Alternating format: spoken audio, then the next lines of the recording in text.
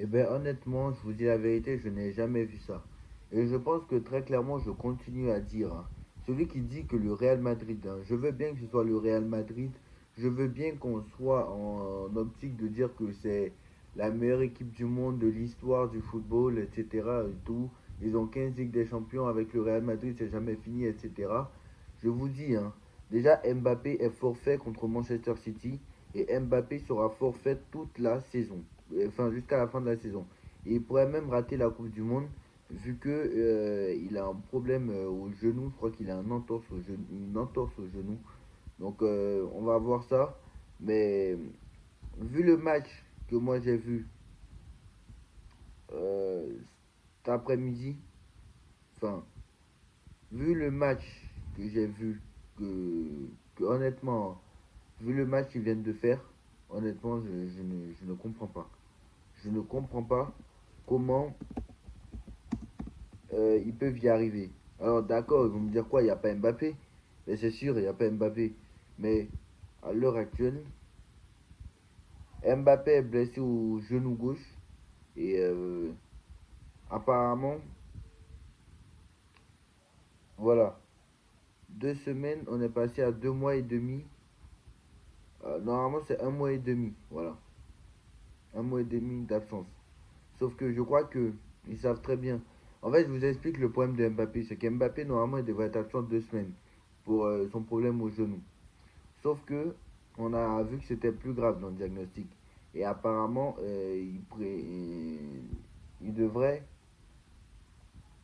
Et apparemment, c'est plus grave que prévu. Donc, il devrait être absent 2 mois et demi.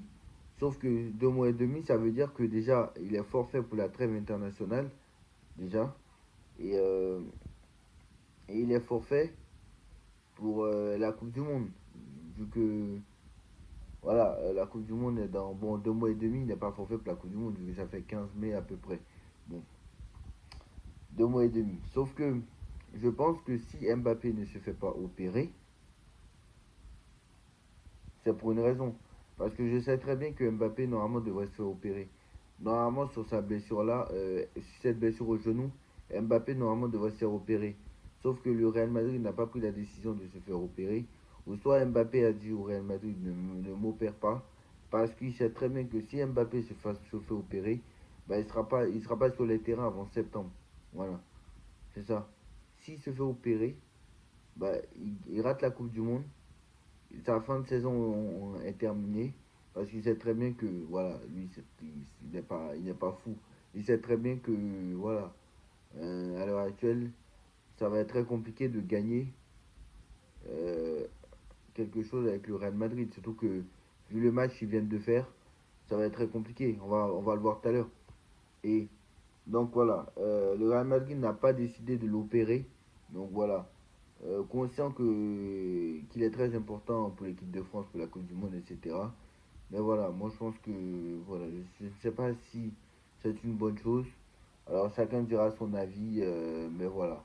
Après c'est vrai que la France sans Mbappé aussi, c'est pas si bon que ça parce que franchement la France sans Mbappé, je vous dis, c'est pas aussi bon, donc voilà, il pourrait rater la Coupe du Monde s'il se fait opérer, donc voilà. Chacun dira son avis, mais bon voilà. Mbappé sera forfait contre Manchester City. Donc voilà, maintenant revenons au match. J'ai vu des joueurs catastrophiques. Je n'ai jamais vu un Real aussi mauvais. Et je pense que cette année, bah, le Real Madrid ne gagnera strictement rien. Parce que le Real Madrid, non seulement est la pire équipe actuellement pour moi, le Real Madrid, là, euh, à l'heure actuelle, il n'avance pas. Il n'avance pas, en fait. Déjà, Retafe est la pire équipe de Liga, je pense. Au niveau des fautes, au niveau des contacts, etc. L'immigré parisien l'a dit, hein. Voilà, et je le pense aussi. Retafe, c'est une équipe voilà, qui fait beaucoup de fautes, etc. Mais ce n'est pas une raison. Ce n'est pas une raison. Parce que faut arriver quand même à proposer du jeu. Et t'as pas proposé du jeu. Je suis désolé, Alexander Arnold, catastrophique. Rudiger, catastrophique. Lui, je sais même pas s'il a fait un bon match depuis le début de saison. Rudiger, lui, je sais pas s'il a fait un bon match depuis le début de saison. Alaba, pareil. Carreras, pareil. Tu vas recruter des joueurs qui ne vont même pas avec ton collectif. Carreras, ça va. Chouameni, il était catastrophique. Valverde, très moyen. Il n'y a que Valverde qui essaie de faire quelque chose, hein.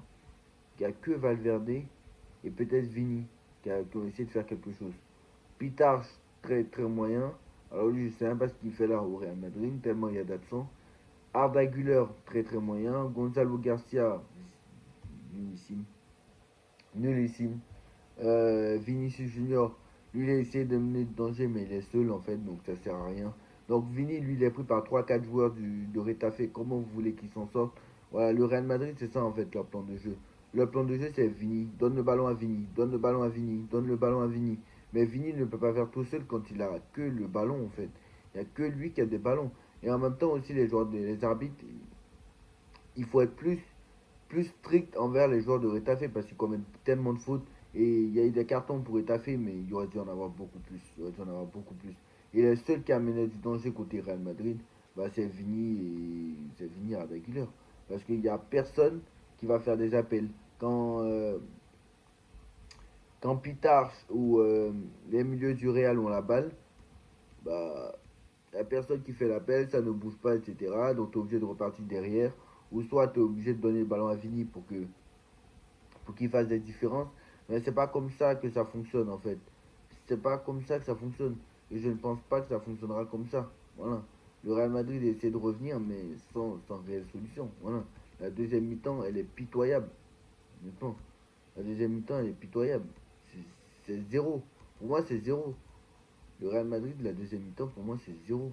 Parce qu'il n'y a que Vini qui essaie de ramener du danger. Et puis c'est tout en fait. Le reste, voilà, mais il n'est pas aidé, quoi. Donc, voilà. Tu donnes le ballon à Vini et t'espères qu'il fasse les exploits tout seul. Mais c'est pas comme ça que ça marche. C'est pas comme ça que ça marche. Et là, aujourd'hui, c'est Rétafé. Mais la semaine prochaine, ça sera Manchester City. Et je me demande comment tu vas faire contre Manchester City la semaine prochaine, hein, je le dis. Parce à l'heure où on parle, là, moi, je ne vois pas le Real Madrid gagner contre Manchester City. Honnêtement, je pense qu'ils vont perdre aller-retour. Moi, je pense. Je pense. Ils vont se faire détruire les deux matchs. Je pense. Ils vont se faire détruire les deux matchs. Voilà. Parce que là, honnêtement, Manchester City, si je vois les résultats, bah, ils sont déjà sur 6 victoires d'affilée, déjà. Bon, ils ont fait 2-2 à Tottenham, qui est actuellement en crise, donc je comprends pas. Ça reste la première ligue quand même, hein. Mais ils sont sur 6 victoires d'affilée. Si jamais j'enlève le 2-2 à Tottenham, bah en fait ils n'ont pas perdu depuis le match contre ce fameux match contre Bodo Glimt où ils ont perdu 3 buts à 1. Voilà. Et avant ça, bon, ils avaient perdu contre Manchester United aussi de Michael Carrick. Voilà. City est très cohérent. City est très très cohérent. Et voilà, ils sont quand même sur voilà, des victoires. Voilà, ils ont gagné à Liverpool. Ils sont sur 6 victoires d'affilée. Comment tu vas faire contre une équipe qui est actuellement sur 6 victoires d'affilée, qui va jouer contre Nottingham Forest demain et samedi contre Newcastle en FA Cup? Et si jamais ils gagnent ces deux matchs-là, ils seront sur 8 victoires d'affilée. Donc c'est-à-dire que s'ils gagnent les deux matchs là, de cette semaine, mercredi prochain, le Manchester City arrivera en confiance au Bernabeu avec 8 victoires d'affilée de leur côté, alors que toi, de ton côté, bah, tu es sur deux défaites d'affilée. Même si tu gagnes contre Vigo, bah, tu es sur une victoire. Une victoire contre Vigo. Et je ne pense pas que le résultat contre le Celta Vigo va régler tous tes problèmes offensivement, défensivement, etc. Surtout qu'à l'heure actuelle, le Celta Vigo est sixième, très bien classé. Et ce n'est même pas sûr que ce match-là, tu le gagnes. Parce que vu ce que tu as montré hier, bah, tu n'es pas en capacité. Donc à l'heure actuelle, là, je peux vous dire que si le Real Madrid élimine Manchester City, je ne comprends plus en football. Normalement, ce match-là, il devrait pas être aller-retour. Voilà, je le dis. Aller-retour, Manchester City devrait les gagner. Parce qu'en plus de ça, Mbappé n'est pas là pour ces deux matchs-là. Voilà. Mbappé ne sera pas là pour les deux matchs-là. Donc, Mbappé pas là, c'est lui qui peut te sauver, mais bon, contre les grosses équipes, de toute façon, il est pris, donc pas possible. Vini, il avance pas. Rodrigo, il est forfait aussi pour Manchester City. Pourtant, on rappelle que Rodrigo, c'est le joueur qui a pour victime préférée en Ligue des Champions Manchester City, hein. Il a marqué contre Manchester City cette saison. Il a marqué contre Manchester City la saison dernière. Il a marqué contre Manchester City la saison d'avant. Il a marqué contre City la saison d'avant. Il a marqué contre City la saison d'avant. Oui, lui, il marque contre City. Il a marqué contre City en 2022, 2024, 2025, 2026. 2022, 2024, 2025. Voilà. 2023, il n'a pas marqué, hein. C'est Vini qui avait marqué. Voilà. L'année du titre de Manchester City. Donc voilà, Rodrigo est l'adversaire préféré de Manchester City. Mais Rodrigo ne sera pas là aussi. Donc comment tu vas faire pour t'en sortir? Donc honnêtement, là, on part plus sur une élimination huitième de finale. Sachant que là, tu es à 4 points maintenant du Barça. Donc ça va être très compliqué pour toi de revenir sur le FC Barcelone. Tu es éliminé de la Coupe du Roi. Donc à l'heure actuelle, c'est bien parti encore pour une saison blanche côté Real Madrid. Très clairement. Et au final, le Real n'a rien gagné. Voilà. Au final, Mbappé n'a pas eu de chance. Parce que même Mbappé, même si ça décevait en Ligue des Champions, au moins Mbappé gagnait au moins le championnat, même si c'est sans concurrence, bah au moins il gagnait au moins le championnat avec le PSG. Il gagnait au moins de temps en temps une Coupe de France ou une Coupe de la Ligue. Mais au Real Madrid, il a gagné quoi? Au Real Madrid, il a gagné la Super Coupe d'Europe et la coupe intercontinentale, qui n'est pas non plus exceptionnelle, sachant que ce n'est pas lui le protagoniste. C'était pas lui le protagoniste, puisque en clair, c'était pas lui le protagoniste. Voilà, on va pas se mentir, c'était pas lui le protagoniste de cette finale-là. Mbappé ou pas Mbappé pas là, Mbappé là ou Mbappé pas là, il aurait gagné ce match. Donc voilà. Donc Mbappé finalement il a quitté un club qui était sur la même structure pour retomber, et il a voulu changer parce qu'il pensait que ça allait être mieux.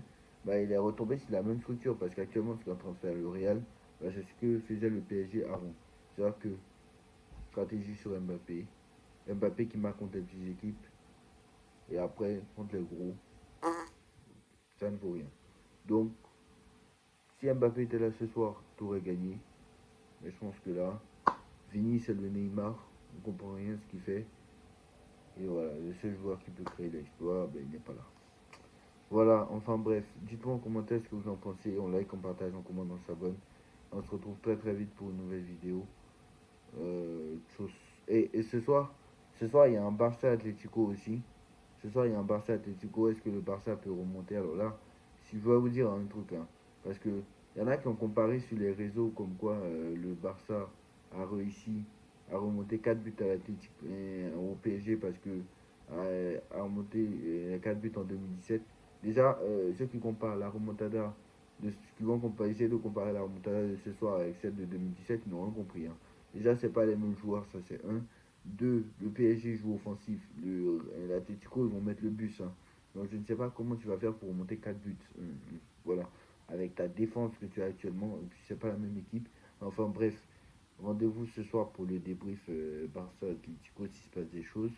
Mais en tout cas, je pense que l'Atletico va se qualifier, je pense, ce soir. Je ne vois pas le Barça gagner assez largement. Je ne vois pas le Barça gagner 4-0 en sachant que l'Atletico va mettre le bus. Voilà, je le sais.